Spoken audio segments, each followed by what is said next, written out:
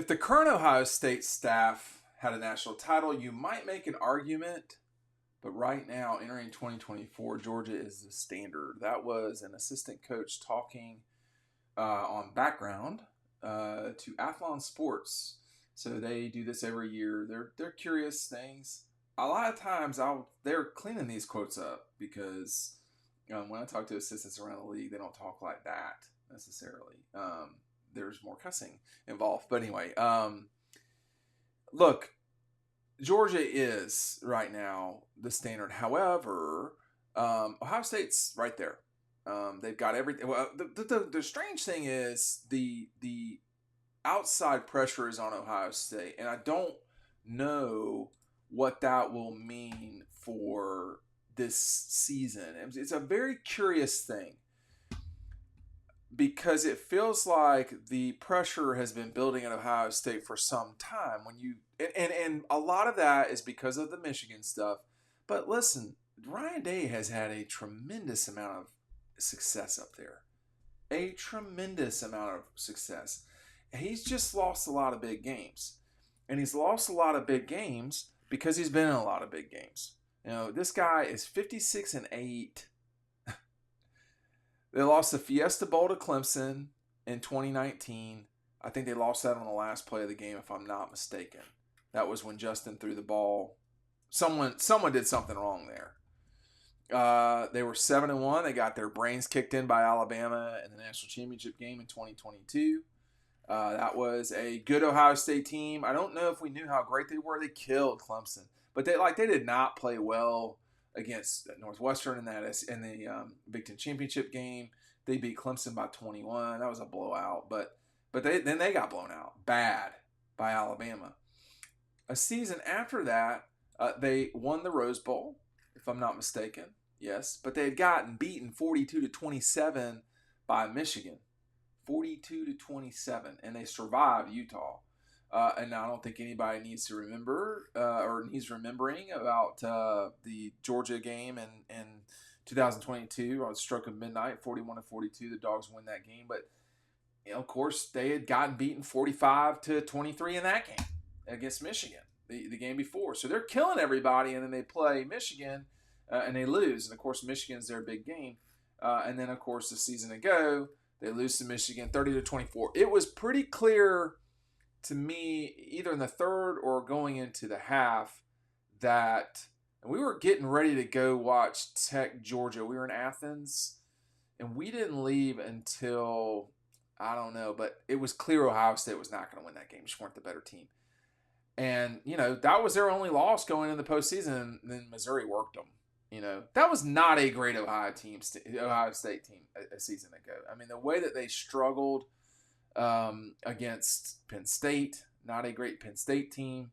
Notre Dame is good, not great. They didn't look great against Indiana in the first game. They won the game by 20 and looked great. So, but there were just a lot of signs like, man, these guys and then they got beat by Michigan. But all these other games, they're winning kind of by 20 points. But the pressure's on. When you're only losing the top 10 teams, there's nothing wrong with that. There's not. But you got to beat top 10 teams to win the national championship by definition. I mean, it's just what it is. So,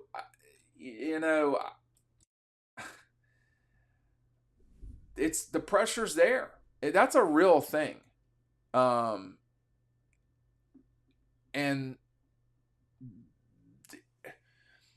it had been 40 plus years since Georgia won the national championship when they won it in 21. And Alabama, Georgia is not like Michigan, Ohio State. Everybody wants to anoint Georgia rivalries. Georgia and Alabama aren't rivals. There's something different. I don't know how to describe it. But, what's happening to Ohio State, it's not what's happening to them. They're participating in it. They've gotten their ass whipped 3 years in a row by their arch rival. So this would be like Florida just thumping Georgia at the end of the season and then going on to play for or win national championships 3 years in a row. It's not Georgia that's the Ohio State problem. It's not, the Missouri loss or the loss to Oregon. Um, and the wins against Penn State, who is, you know, 1990s Georgia, or the loss to Missouri, that's not the issue. The issue is Michigan has lapped Ohio State, and they don't like it. And now they have an opportunity because they wasted one in 2022. The they Well, they didn't have the Georgia game won, or they would have won it. But they were up significantly, and then I think Ryan Day and company got tight. Personally, I did not like some of the play calling, but they got outcoached. They outcoached Kirby and them for at least 2 quarters of that game, but they got massively outcoached in the fourth quarter, and outplayed. So all of those things combined, and now that that Harbaugh's gone, and Harbaugh dealt with a lot of this, all of that's gone. Alabama, the team that defeated them for the national championship in 2020, that's gone. That's changed. Clemson, the team that they've lost to a few times actually in the last 10 years, they don't look like they used to. So a lot of the hurdles in Ohio State's way are, have changed. Now it's not necessarily going to be Michigan, although we'll see.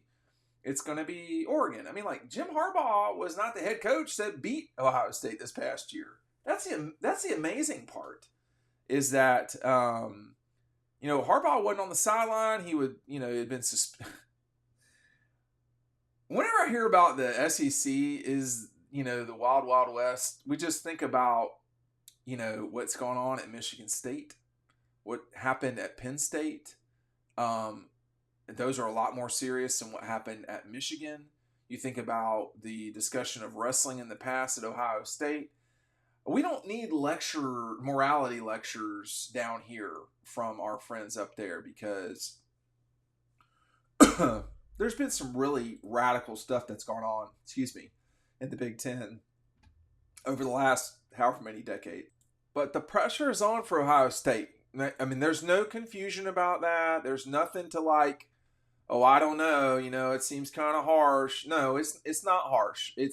That's where we're at with this particular situation. Ohio State's going to have to win a national championship with Ryan Day.